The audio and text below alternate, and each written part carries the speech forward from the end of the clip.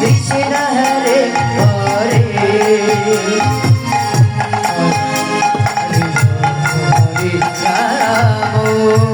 রাম রাম হরে হরে কৃষ্ণ হরে কৃষ্ণ কৃষ্ণ হরে হরে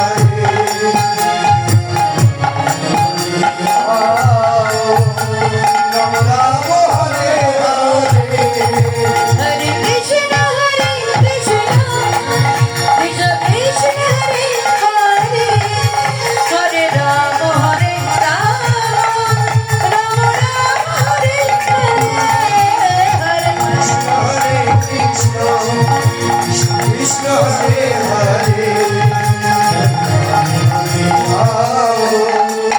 রাম রাম হরে হরে জয় জয় রায় গৌর সীতানাথ কৃষ্ণ প্রেমানন্দ অমিতায় গৌর হরে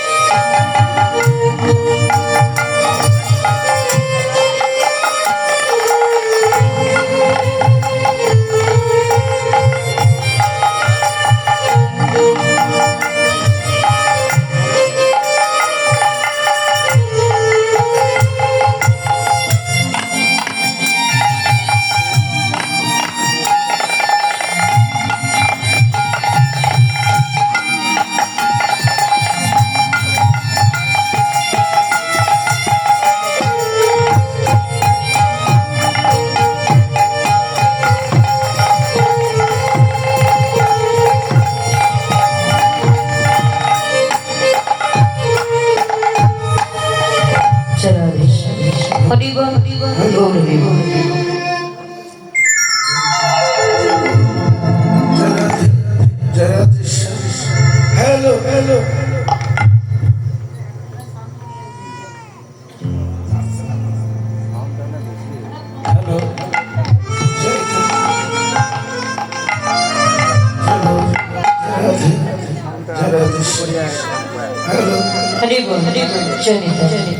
समगत गौर अनुराग एवं कृष्ण अनुराग भक्तिमती माँ एवं बाबा सबाकर चरणे जानाई এই কীর্তন জগতে সর্বকনিষ্ঠ কীর্তন জ্ঞানহীন ভক্তি ও কৃষ্ণ প্রেম মাধুর্যে এই অধম এবং এই ক্ষুদ্র সম্প্রদায় থেকে আপনাদের সেবাদ রাতরে চরণে রইল আমার শত সহস্র কোটি পরিবার নিতাই গৌর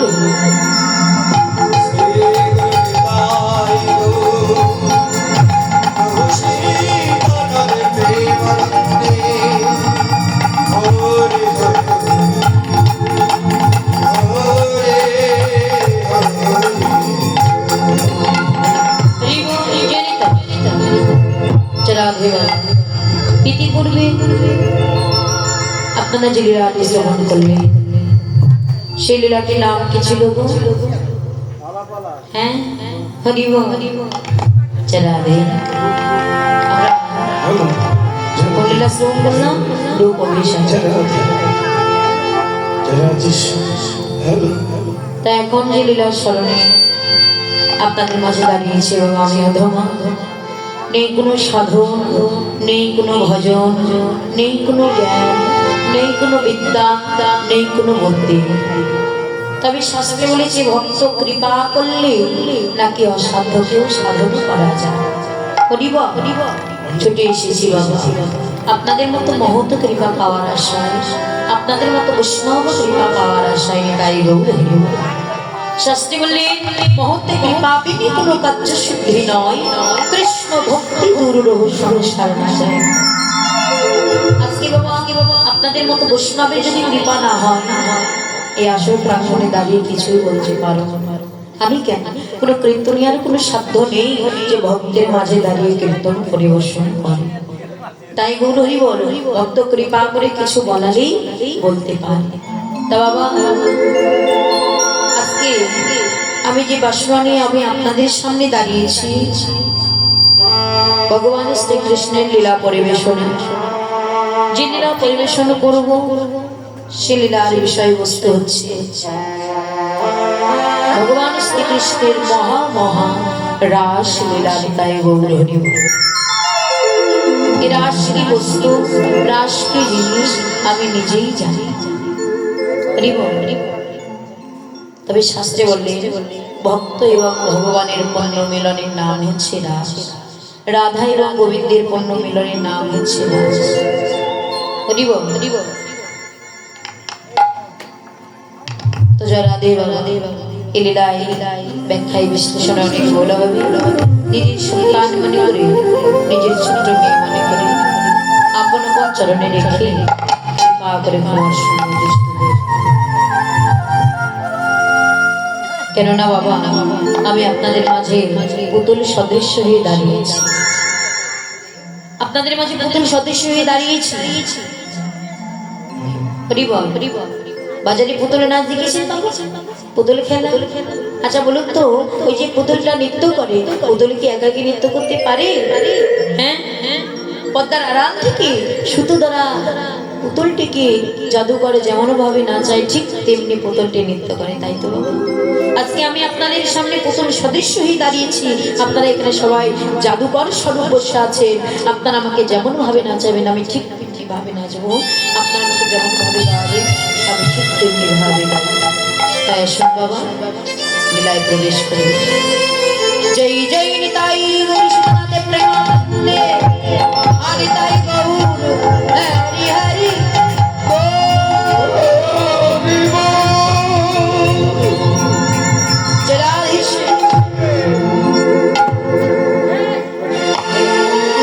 বৃন্দাবন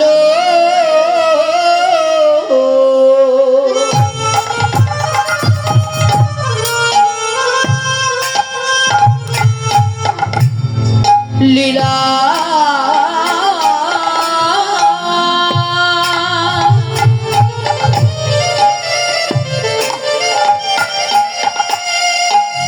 আহা বৃন্দাবন লীলা মোরা আমার গোরা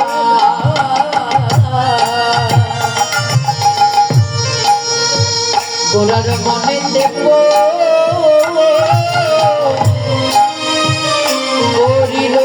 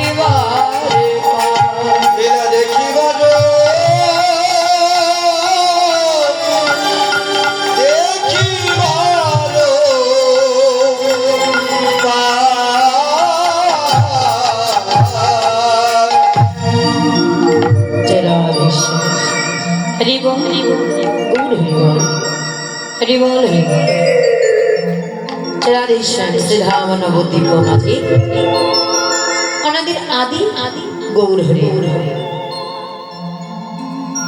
সচিরি দোলালিয়া অনন্ত কোটি বৃষ্ণের মাঝে গৌরহরি ভাবের আবেশে নদীয়ার মাঝে হরিবল রাধা কৃষ্ণ একাকৃত তনু দুই দেহ এক হয়ে গৌরহরি নদীয়ার মাঝে এসে সনধ্বনি গঙ্গার তীরে উদয় হয়ে সেই বৃন্দাবনের ভাব প্রকাশ করছে। বৈষ্ণব কবি এক প্রান্তে দাঁড়িয়ে বলেন, দেখো দেখো গৌরহরির ভাব একবারে দেখো। সনধ্বনি গঙ্গার তীরে দাঁড়িয়ে গৌরহরি সেই বৃন্দাবনের লীলা প্রকাশ করছে। বৈষ্ণব কবি এক প্রান্তে দাঁড়িয়ে বলছে, যদি গৌর না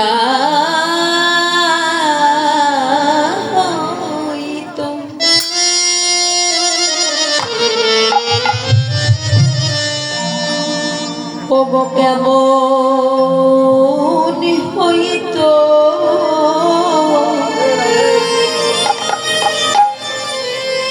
কেমন ধরিতাম দেহে ও যদি গৌর নয় আসিত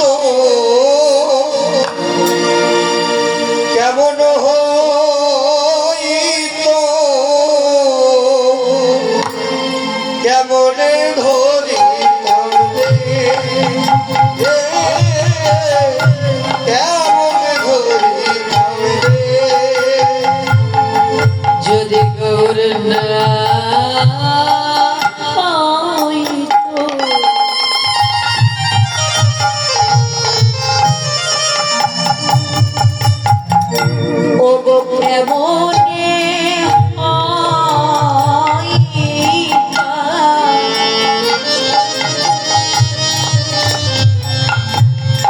কেমন ধরতাম দে যদি গৌর না আসিত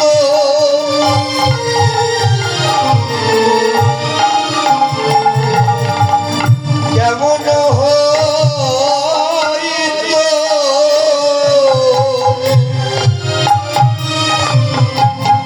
কেমনে ধরিতাম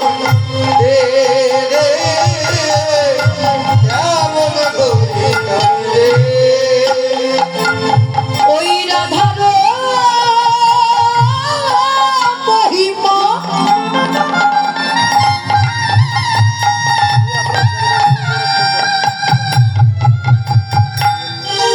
না ভরি রে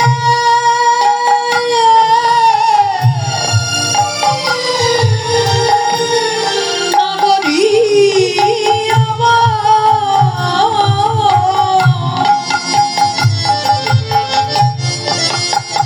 ওই রাধার মহিমা প্রেম রস সেবা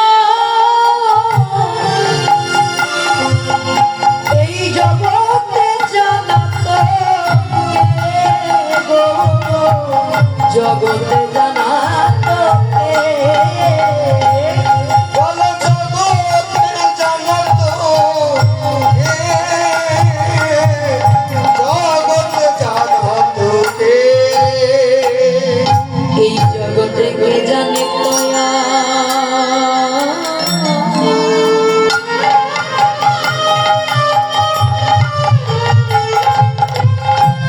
কে বা জানো তো এই জগতে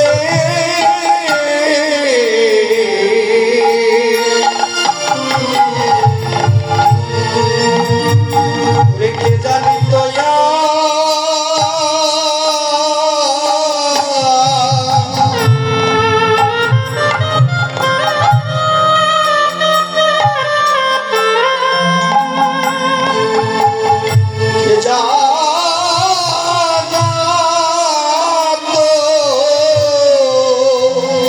জগতে কে জানে তয়া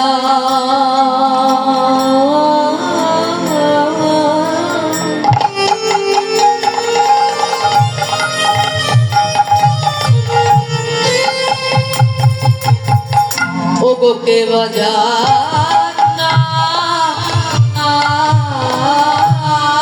তো কে জানি তোয়া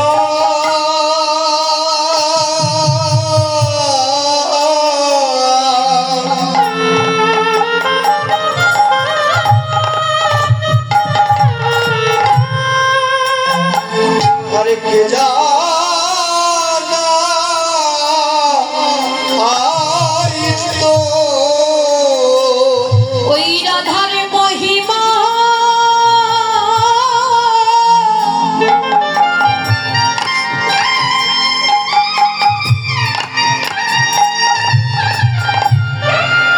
প্রেম রস সীমা এই জগতে জানাত জগতে জানাত বল জগতে জানাত জগতে জানাত কে গৌর যদি না আসতো বাবা সে রাধা কৃষ্ণের মহিমা সে রাধা কৃষ্ণের প্রেমটা আমরা কি করে জানতাম গো? তারা এসেছিল গৌরী এসেছিল বলেই তো জানতে পারলাম তাই না? কৃষ্ণকবি আপনাকে দাঁড়িয়ে বলেন গো যদি গৌর না আসিত কেমনে হইত কেমনে ধরিতাম দে রাধার মহিমা প্রেম রসসীমা জগতে জানাত গৌরহরি এসেছেন বলেই তো জানতে পারলাম হ্যাঁ সেই গৌরহরি রাধা কৃষ্ণ মিলিত তনু দুই দেহ এক হয়ে গৌর হয়েছে শাস্ত্রে বলেন রাধা কৃষ্ণ এক আত্মা দুই দেহ ধরি অনন্য বিলাস রস সাধন করে এবে দুই দেহ মানে চৈতন্য গোসাই ভাবরস আস্বাদিত হলেন দুই মিলে এক কোঠা দুই তনু অভিন্ন কিছু নয় হ্যাঁ লীলা করবার জন্য গোবিন্দের বা অঙ্গ থেকে আল্লাহাদিনী শক্তির সময় শ্রীমতী রাধাকে সৃষ্টি করলেন রাধা কাকে বলে গো ঊর্ধ্ব থেকে নিম্নগামী তার নাম ধরা তার নাম ধারা হইতে ঊর্ধ্বগামী মমতার নাম রাধা তার নাম